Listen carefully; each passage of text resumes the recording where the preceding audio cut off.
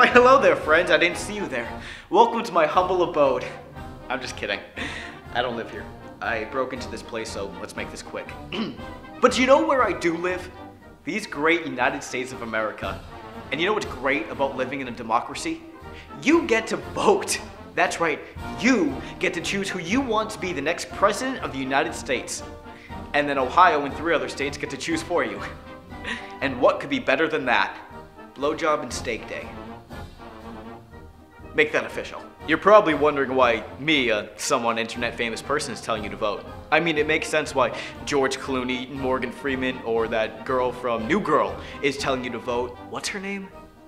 She's the one that looks like Katy Perry and Emily Blunt and like 4 other girls. But why me? Because the vote isn't about the famous, or the rich, or the incredibly successful. It's about you and me. It's about the normal person. Your mom, your dad, your mom's hot sister. It's about all of us. Now, obviously, you're gonna be voting for the President of the United States, but some other things on the ballot. Gay rights, marijuana, season 3 of Sherlock.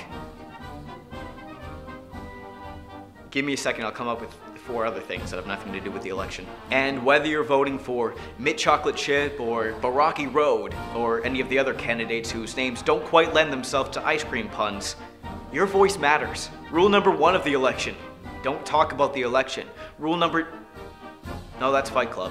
In Australia, it's mandated that you vote. If you don't, the government will send their kangaroo army after you. Fun fact, kangaroos can't jump backwards, but they can find the nearest body of water and drown you. Rule number 2 of the election. When your candidate loses, find the winning candidate's nearest supporter and beat the living shit out of him. Hold on.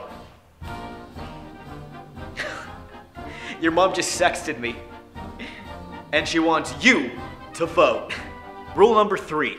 No shirt, no shoes, and I still get service. And if you don't vote, you're not allowed to complain when the gates of hell open and the devil arises from its fiery depths and walks to you, burning everything in its path, sits down at your dining room table, and eats the last chicken McNugget. Rule number 4 of the election. No sex in the champagne room. Whatever that means. If you don't vote, your heroin junkie neighbor will steal your dog, sell it to the Chinese, who will then kill it and feed it to the Italians, who will then regurgitate it for the French. Then, your neighbor will use that money to buy crack.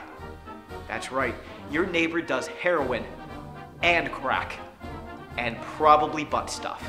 Rule number 5 of the election. If you say you're gonna move to Canada after your candidate loses, you actually have to move to Canada. If you don't vote, Disney will hire Nicolas Cage to be Han Solo in episode 7. Rule number 34 of the election. My OTP is Obama Romney. If you don't vote, your mandatory web browser will be Internet Explorer. Don't let that happen. Rule number 573 of the election. I lost count 276 rules ago. If you don't vote, your dryer will never give you back that missing sock. Rule number 7,832. I think we're done. I think those are all the rules of the election. I'll leave you with this final thought. What are you doing? I'm telling the American people to go vote, Ian. You know the election ended like a week ago, right?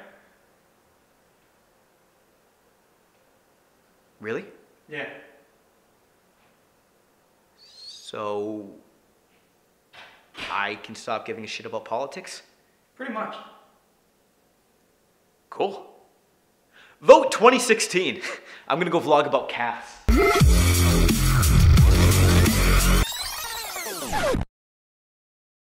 Remember, Internet, politics only matter once every 4 years. So quit your bitching.